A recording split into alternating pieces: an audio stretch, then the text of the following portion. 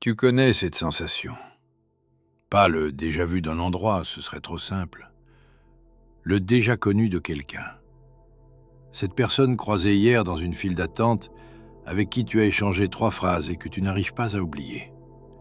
Ce regard qui t'a traversé dans une rue d'une ville étrangère et qui s'est inscrit en toi sans demander la permission. Cet ami qu'il t'a fallu 5 minutes pour aimer et avec qui tu te sens chez toi depuis. Et celui ou celle, à l'inverse, que tu as détesté avant même qu'il n'ouvre la bouche, sans pouvoir l'expliquer à personne, pas même à toi-même. Tu te dis que c'est la chimie. Tu te dis que c'est l'animal en toi qui flaire quelque chose d'invisible. Tu te dis que c'est l'instinct, le langage du corps, les micro-signaux qu'on capte sans s'en rendre compte. Et c'est peut-être vrai. Mais c'est peut-être aussi autre chose, quelque chose de plus ancien et de plus vaste. Et si chaque fois que tu reconnais quelqu'un sans pouvoir l'expliquer, tu étais en train de te souvenir. Pas de te souvenir d'une rencontre récente que tu aurais oubliée, de te souvenir d'autre chose, d'avant, de bien avant. Si tu as déjà entendu parler du contrat de l'âme, de cette idée que tu aurais choisi cette vie avant de la commencer, alors tu connais déjà la moitié de l'histoire. Mais il y a une seconde moitié dont on parle moins parce qu'elle est plus dérangeante. Tu n'as pas signé ce contrat seul. Tu l'as signé avec d'autres. Et ces autres, eux aussi, ont signé en sachant que tu serais là. Tes parents ne sont pas un tirage au sort. Tes amis n'ont pas surgi par accident. Tes amours, tes ruptures, tes ennemis, ton voisin de bureau, l'inconnu qui t'a dit une phrase un jour qui a changé ta trajectoire, rien de tout ça n'est un hasard statistique. Ce sont des âmes que tu reconnais parce que tu les connais déjà. Tu ne les rencontres pas pour la première fois. Tu les retrouves. Et c'est cette sensation-là que tu n'arrives pas à nommer quand tu croises certains regards. Pas l'attirance, pas la curiosité, la reconnaissance. Laisse cette idée descendre une seconde. Pas dans la tête, dans le ventre. Tu n'es pas seul. Tu n'as jamais été seul. À chaque vie, les mêmes âmes reviennent autour de toi, sous d'autres visages, avec d'autres voix, dans d'autres rôles, mais c'est toujours la même petite troupe. Une promesse a été faite et partagée par tous. La promesse de se retrouver. La promesse de tenir le rôle que la pièce demanderait. Et la promesse d'oublier qu'on avait promis quoi que ce soit. Imagine un instant un bal masqué. Une grande salle, beaucoup de monde. Tout le monde porte un masque. Les costumes sont différents de ceux de la dernière fois. Les masques sont nouveaux. Mais à un moment de la soirée, quelqu'un te tend la main pour danser et tu reconnais quelque chose. Pas le visage est caché. Pas le costume est neuf. Quelque chose dans la voix, dans la façon de tenir la main, dans le rythme. Tu te dis, je connais cette personne. Tu ne sais pas comment, tu ne sais pas d'où, mais tu sais. Et l'autre, derrière son masque, te répond avec un sourire que tu ne vois pas et qui dit la même chose. Moi aussi, je te reconnais. C'est ça que tu vis chaque fois qu'une rencontre te bouleverse sans raison apparente. Tu n'es pas en train de tomber amoureux d'un inconnu, tu es en train de retrouver quelqu'un. Cette idée n'est pas nouvelle, elle traverse les civilisations comme une rivière souterraine. Pythagore, 6 siècles avant notre ère, racontait à ses disciples qu'il se souvenait de ses vies antérieures. Il disait avoir été un soldat troyen nommé Euphorbe, mort sous les murs de Troie de la main de Ménélas. Il disait être passé ensuite par d'autres existences, certaines simples, certaines marquantes, jusqu'à devenir Pythagore. Et un jour, raconte-t-on, il est entré dans un sanctuaire et a vu accroché au mur le bouclier d'Euphorbe, posé là depuis des siècles. Il l'a reconnu immédiatement. Il a pleuré devant. Et il a dit à ses disciples, « Voici l'arme que je portais quand j'étais cet homme. Je m'en souviens comme on se souvient d'un vêtement qu'on a porté longtemps. » Tu peux croire ou pas à cette histoire. Pythagore est ancien, les sources sont rares, le mythe et l'homme se mélangent. Mais ce qui m'intéresse, ce n'est pas de prouver que c'est vrai. C'est de remarquer que ce sont les pythagoriciens, donc les premiers à avoir formalisé cette idée en Occident, qui ont aussi donné naissance à la philosophie, aux mathématiques, à la musique comme science. Ce ne sont donc pas des illuminés en marge, ce sont les fondateurs d'une grande partie de la pensée européenne. Et ils croyaient à ça, pas comme une jolie image, comme une réalité. Empédocle, qui vient un siècle après Pythagore, écrit des vers très étranges. Il écrit « J'ai déjà été un garçon et une fille, un buisson et un oiseau, un poisson silencieux dans la mer salée. » On a longtemps lu ces vers comme une métaphore, mais Empédocle ne fait pas de la poésie pour la beauté du geste. Il décrit ce qu'il croit avoir été.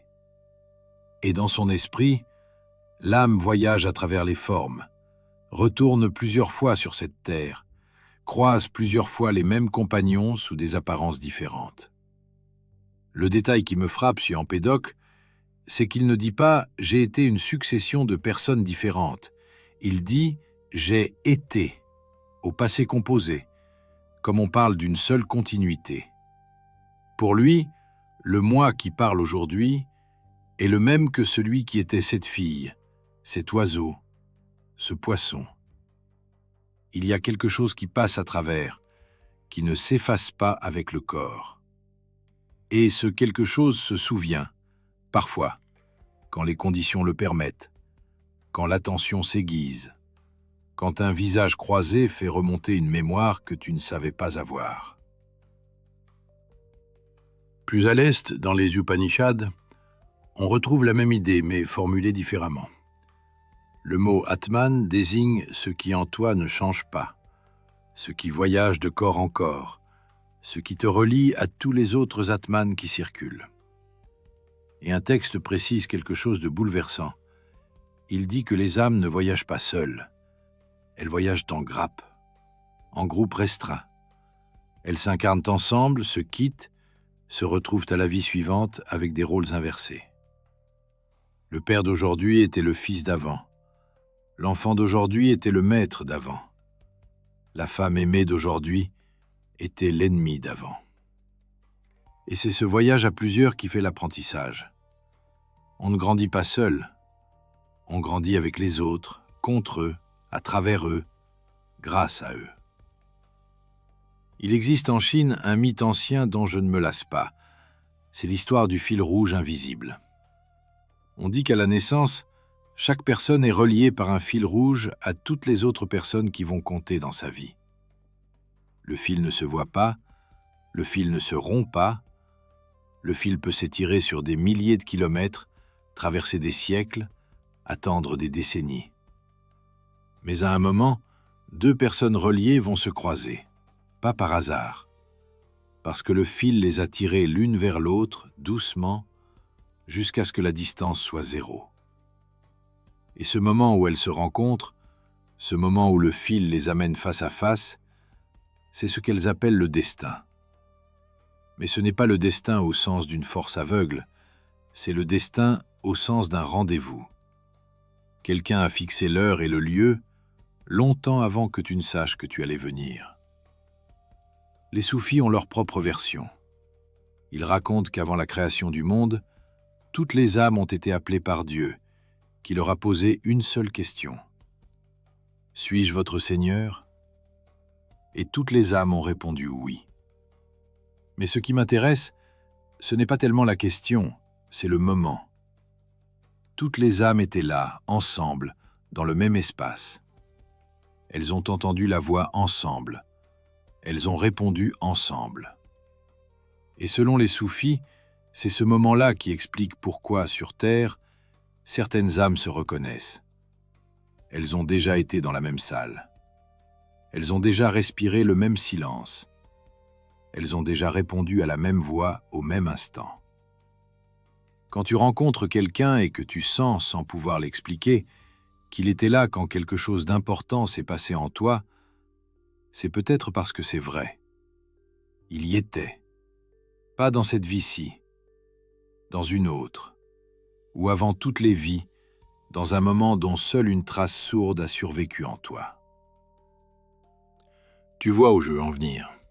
Toutes ces traditions, séparées par des continents, par des langues qui n'ont aucun mot en commun, par des siècles, parfois des millénaires, racontent la même histoire. Tu n'es pas un point isolé, tu es un nœud dans un tissu plus grand que toi. Et les autres nœuds que tu rencontres dans cette vie ne sont pas des étrangers. Ce sont des points avec lesquels ton fil s'est déjà croisé. Goethe, à la fin de sa vie, a écrit un roman étrange qui s'appelle « Les affinités électives ». Le mot « affinité » vient de la chimie. Goethe le savait, Goethe était passionné de science, et il avait remarqué que certaines substances chimiques, quand on les met en présence d'autres, abandonnent leur partenaire actuel pour se lier à la nouvelle, comme si elles préféraient, comme si entre toutes les liaisons possibles, certaines étaient plus justes, plus profondes, plus inévitables. Goethe a pris cette idée et l'a appliquée aux humains. Et il a posé une question terrible. Et si nos rencontres ne dépendaient pas de notre volonté? Et si certaines personnes, dès qu'elles entrent dans le périmètre d'une autre, déclenchaient un mouvement irrépressible, comme une réaction chimique qu'on ne peut pas annuler? Tu as déjà vécu ça. Une personne entre dans ta vie et quelque chose se déplace sans que tu l'aies décidé. Une autre s'éloigne et un poids se libère sans que tu l'aies provoqué. Goethe disait que ces mouvements ne sont pas du hasard. Ils sont l'expression visible d'un attrait invisible que les âmes éprouvent les unes pour les autres et que la raison ne contrôle pas. Tu peux résister, tu peux essayer d'aimer celui qu'il faut au lieu de celui que ton âme appelle, mais à long terme, l'affinité gagne, toujours. Parce que l'affinité n'est pas un caprice, c'est une mémoire. Maintenant, je veux que tu fasses un exercice avec moi. Pense à 5 personnes qui ont vraiment compté dans ta vie. Pas celles qui sont passées en surface, celles qui ont laissé une marque. Tu peux les compter sur les doigts d'une main. Garde-les en tête. Demande-toi maintenant, comment les ai-je rencontrés? Et la plupart du temps, les circonstances sont absurdes. Un voisin qui change d'appartement. Un cours qu'on a failli ne pas prendre. Un voyage qu'on hésitait à faire. Un message reçu par erreur. Un stage qu'un ami a annulé à la dernière minute.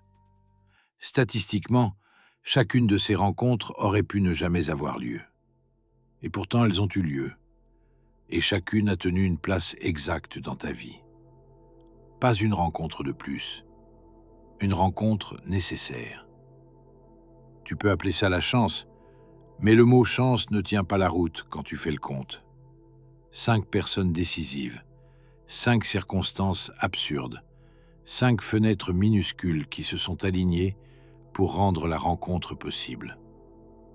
Si chaque rencontre avait une chance sur 1000 de se produire, le produit des 5 donne une probabilité dérisoire. Et pourtant, elles se sont toutes produites pour toi. Et pour des milliards d'autres personnes en même temps, chacune avec ses 5 rencontres impossibles. Soit on parle donc d'un miracle statistique permanent et universel, soit on parle d'autre chose. Cette autre chose, certains chercheurs sérieux ont commencé à l'étudier au XXe siècle, et les résultats valent qu'on s'y arrête. Brian Weiss était un psychiatre américain, formé à Yale, directeur du département de psychiatrie d'un grand hôpital de Miami. Carrière classique, scepticisme par défaut, aucun intérêt particulier pour la spiritualité. En 1980, il commence à traiter une jeune femme qu'il appelle Catherine, qui souffre de phobies multiples, d'angoisse chronique, de cauchemars récurrents. Il essaie tout, médicaments, thérapie cognitive, rien ne marche. Alors, un peu désespéré, il tente l'hypnose pour faire remonter des souvenirs d'enfance qui pourraient expliquer ses symptômes. Sous hypnose, Catherine se met effectivement à parler, mais pas de son enfance. Elle parle de scènes qu'elle ne peut pas avoir vécues. Elle parle d'un village antique, d'une noyade dans une crue, d'une autre vie où elle est morte étranglée par la fumée d'un incendie. Et au fil des séances, elle décrit 12 vies différentes, certaines précises, datées, situées géographiquement. Et au passage, elle parle d'autres personnes qu'elle a connues à travers ces vies, des âmes qu'elle nomme, qu'elle décrit et qu'elle reconnaît dans sa vie actuelle. Son père aujourd'hui était son frère dans une vie. Son amoureuse actuelle était son fils dans une autre. Sa meilleure amie était son ennemi dans une troisième. Weiss reste silencieux pendant des années. Il a peur pour sa carrière. Il sait que s'il publie ça, il sera ridiculisé. Mais Catherine guérit. Ses phobies disparaissent. Ses cauchemars cessent. Et Weiss commence donc à reproduire la méthode avec d'autres patients. Et il découvre que beaucoup décrivent la même chose. Pas seulement des vies passées, mais le même casting d'âmes qui revient, les mêmes proches sous d'autres rôles, la même petite troupe. Il finira par publier en 1988 un livre qui s'appelle « De nombreuses vies, de nombreux maîtres ». Il dit dedans une phrase qui m'a longtemps habité. Il dit « Je n'ai jamais rencontré, en 30 ans de pratique, un seul patient qui ait raconté avoir voyagé seul à travers les vies. Toujours, ils décrivent une famille d'âmes, 6 à 10 entités proches qui se retrouvent à chaque incarnation. » Ian Stevenson, lui, n'était pas hypnothérapeute. C'était un médecin et chercheur de l'Université de Virginie qui a passé 40 ans de sa vie à enquêter sur des cas d'enfants qui prétendaient se souvenir d'une vie antérieure. Il a documenté plus de 2000 cas dans le monde, en Inde, au Liban, au Sri Lanka, au Brésil, aux États-Unis. Il a publié dans des revues médicales sérieuses. Il a fini par être invité à donner des cours dans une chaire universitaire que la famille d'un mécène lui a offerte. Ce qui m'a frappé en lisant Stevenson, ce n'est pas tellement les détails étranges, les marques de naissance qui correspondent à des blessures de vies antérieures, les langues parlées par des enfants qui ne devraient pas les connaître. C'est plutôt un détail qui revient cas après cas. Quand un enfant disait se souvenir d'une vie antérieure et qu'on retrouvait la famille de la personne décédée que l'enfant prétendait avoir été, l'enfant ne se contentait pas de reconnaître son ancienne mère. Il reconnaissait aussi son ancien frère, son ancienne sœur, son ancien voisin. Il les nommait par leurs surnoms de famille, des surnoms qu'il n'aurait pas pu connaître. Et il leur parlait avec un naturel troublant, comme s'il les retrouvait après une longue absence. Tu vois ce que ça implique ? Si tu prends ces récits au sérieux, alors les âmes ne se promènent donc pas dans le cosmos comme des particules indépendantes qui se rencontreraient au hasard. Elles voyagent ensemble. Elles forment de petits groupes. Et ces groupes se réincarnent à peu près en même temps, à peu près au même endroit, pour pouvoir se retrouver. Tes proches dans cette vie ne sont donc pas des coïncidences. Ce sont les autres membres de ta troupe. Si tu écoutes encore, c'est qu'au fond, quelque chose en toi confirme ce que je raconte. Si cette vidéo te fait du bien, un partage à une personne précise que tu as en tête en ce moment fait avancer ce travail.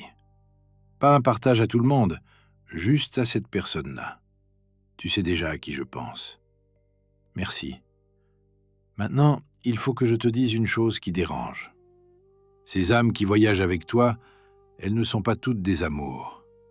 C'est facile et c'est tentant de réduire l'idée des âmes compagnes à l'idée romantique de la flamme jumelle ou de l'âme sœur. Mais c'est un appauvrissement. D'ailleurs, si on s'arrêtait là, on raterait 90% du sujet. Dans les vraies traditions, dans les vrais témoignages, dans les vraies recherches, le groupe d'âmes qui te suit ne se limite pas à tes amours. Il inclut aussi tes ennemis. Il inclut aussi ceux qui t'ont fait souffrir le plus. Il inclut aussi les passages éphémères, les 3 jours de rencontre, les conversations d'1 heure avec un inconnu dans un train. Réfléchis à ça. La personne qui t'a le plus blessé dans cette vie, qui que ce soit, parent absent, conjoint qui a trahi, ami qui a tourné le dos, patron qui t'a humilié, tu as l'impression que c'est un étranger qui s'est mis sur ta route et qui t'a fait du mal. Mais et si c'était l'inverse ? Et si c'était quelqu'un qui te connaît depuis longtemps ?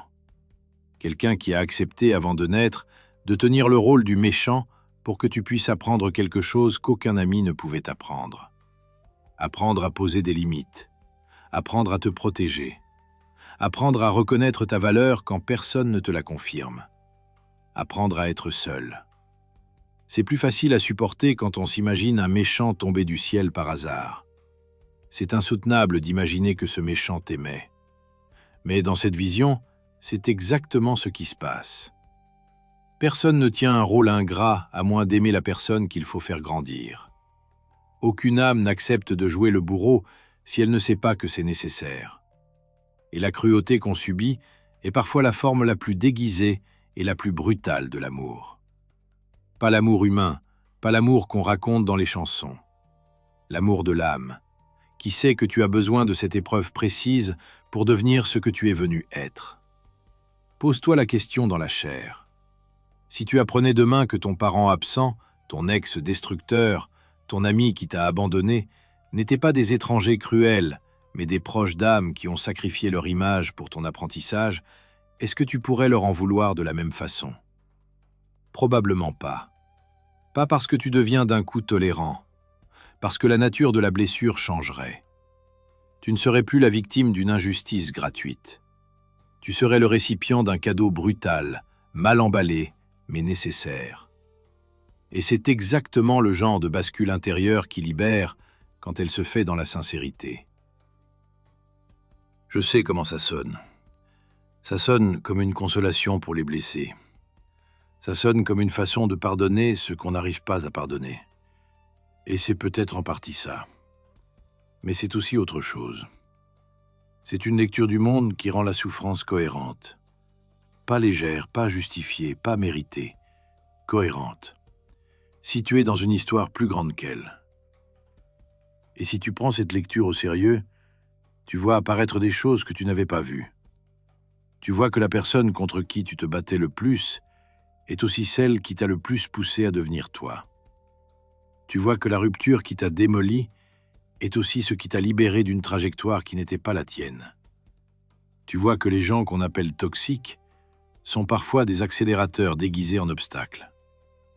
Et tu vois aussi que certains soutiens, certaines présences douces, certaines tendresses ont fait leur travail dans le silence, sans drame, en laissant peu de traces visibles. Et que ces gens-là, c'était la même troupe. Toutes les âmes du groupe ne jouent donc pas les mêmes rôles. Certaines sont là pour te briser, parce que c'est leur mission. D'autres sont là pour te tenir, parce que c'est la leur. Et toi, dans une autre vie, tu as peut-être joué le bourreau pour une de ces âmes que tu chéris aujourd'hui. Tu ne t'en souviens pas. C'est tant mieux. Sinon, tu serais dévoré par la culpabilité d'un crime que tu n'as pas commis dans cette vie-ci. Il y a un type particulier de proche d'âme dont je voudrais parler à part, parce qu'on en parle peu et c'est dommage. C'est celui qu'on pourrait appeler le révélateur. Tu en as eu un, peut-être plusieurs. C'est cette personne qui n'est restée que quelques mois ou quelques années dans ta vie, mais qui t'a obligé à voir quelque chose que tu refusais de voir. Pas en te le disant, en existant simplement, à côté de toi, jusqu'à ce que le contraste devienne insoutenable. Le révélateur ne fait rien d'extraordinaire. Il est juste lui-même, et sa présence te confronte à toi-même. Souvent, quand le rôle est tenu, il s'éloigne. Pas par cruauté, par achèvement. Le contrat précisait qu'il devait passer, pas rester. Et toi, tu as gardé le bénéfice de la révélation longtemps après son départ. C'est une des fonctions les plus discrètes du groupe d'âmes. Ces présences brèves, denses, qui te montrent qui tu es en étant qui ils sont. Elles ne sont pas là pour t'aimer, elles sont là pour te révéler. Et la confusion entre les deux fonctions cause beaucoup de souffrances inutiles, parce qu'on s'attache à un révélateur comme on s'attacherait à un partenaire, et on ne comprend pas pourquoi cette présence si juste devient si vite intenable. Il y a un autre type de rencontre dont je voudrais parler, parce que c'est peut-être le plus mystérieux de tous. Ce sont les passages éphémères. Ces gens qui entrent dans ta vie pour 3 jours, pour une soirée, pour un trajet en train, et qui repartent. et qui pourtant te marque à vie. Tu en as une en y repensant. Une personne dont tu ne te souviens même pas du nom peut-être, mais une phrase qu'elle t'a dite, un moment partagé, un regard, est resté en toi. Et tu as continué ta vie sans elle, et cette personne-là, tu ne la reverras peut-être jamais, et pourtant elle est là, présente d'une certaine manière, comme un point d'ancrage discret dans ton histoire.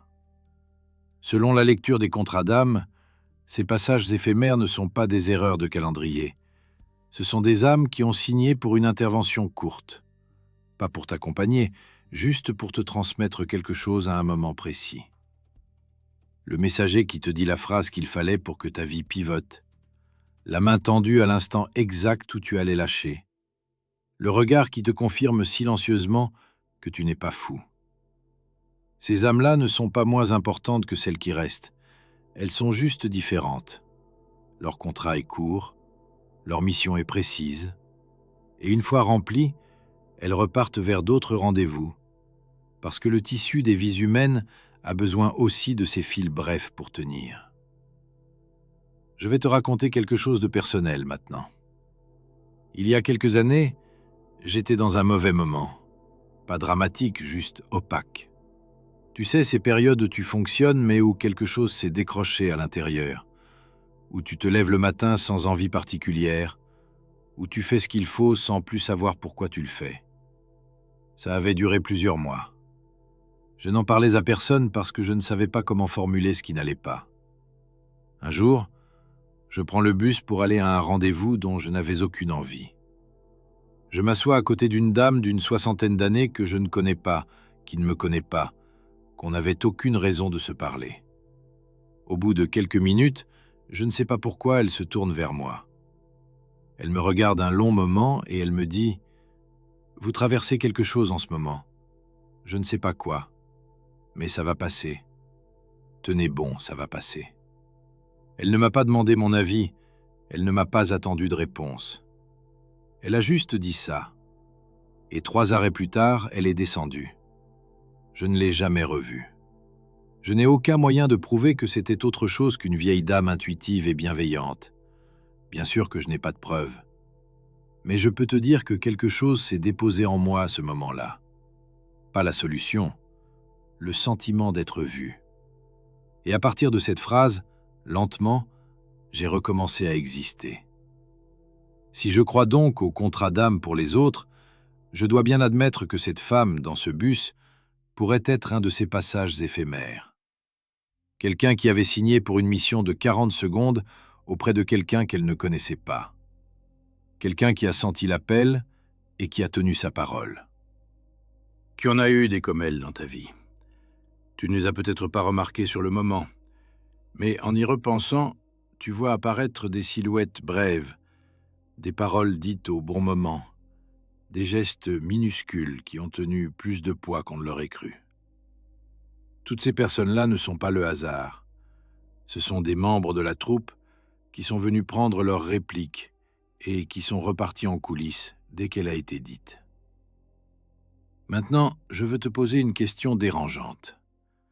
Si tu acceptes que tes proches font partie d'une troupe d'âmes qui t'accompagnent, alors tu dois aussi accepter que tu fais partie de leur troupe à eux. Tu n'es pas seulement bénéficiaire de leur présence, tu es aussi acteur de la leur. Quelle place exactement tu tiens dans la vie des 5 personnes auxquelles tu as pensé tout à l'heure? Tu es leur ancrage stable, leur défi, leur passage éphémère, leur soutien silencieux? Tu joues le rôle qu'ils avaient besoin de rencontrer pour grandir? Et est-ce que tu le tiens bien, ce rôle? Est-ce que tu te montres à la hauteur du contrat qu'ils ont signé en t'incluant dans leur trajet? Cette question est plus lourde qu'elle n'en a l'air, parce qu'elle déplace ta responsabilité. Tu n'es donc pas seulement le héros de ta propre histoire, tu es aussi un personnage important dans plusieurs autres histoires en même temps. Des histoires dont tu ignores le déroulé, dont tu ne connais pas le scénario, mais où ta présence fait une différence. Et cette différence, tu la fais consciemment ou inconsciemment, en présence ou en absence, en parole ou en silence.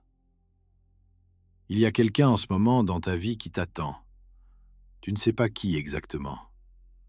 Peut-être un de tes enfants, peut-être un parent vieillissant, peut-être un ami que tu n'as pas appelé depuis trop longtemps, peut-être un inconnu que tu vas croiser demain. Mais il y a quelqu'un dans ta troupe qui a besoin de toi à ce moment précis de ta vie. Et la seule chose qui empêche le rendez-vous, c'est que tu es absent. Pas physiquement, mentalement. Tu es perdu dans tes propres trajectoires, et tu ne vois pas que tu es en train de manquer une réplique importante.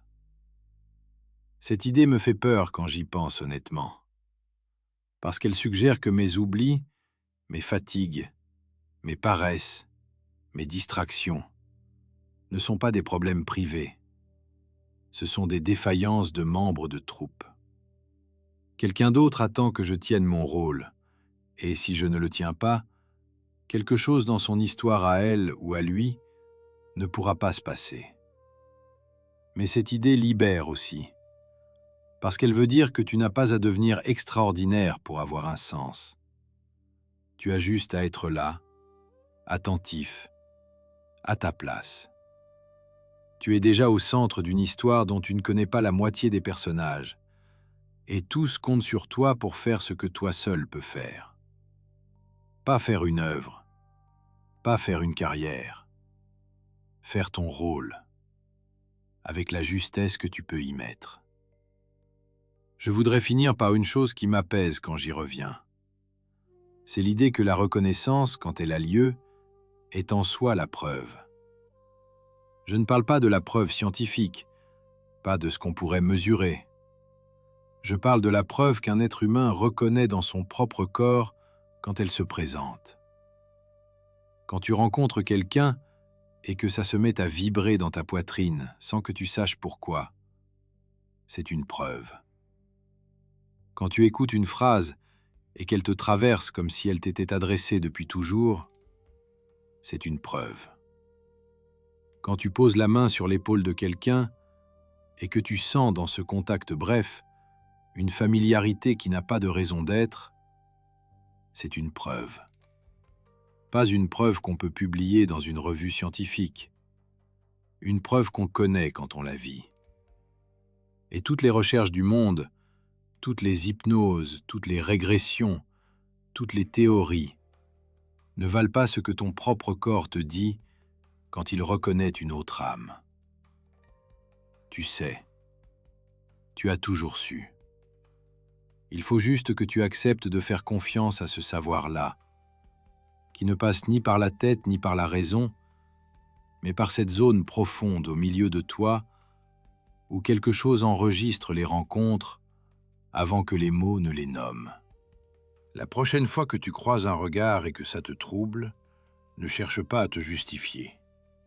Ne te dis pas « je suis fatigué » ou « je projette quelque chose sur cette personne ».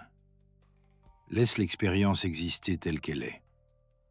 Il y a des chances que cette personne ne soit pas un inconnu. Il y a des chances que cette âme et la tienne aient déjà dansé ensemble dans des bals dont ni l'une ni l'autre ne se souvient.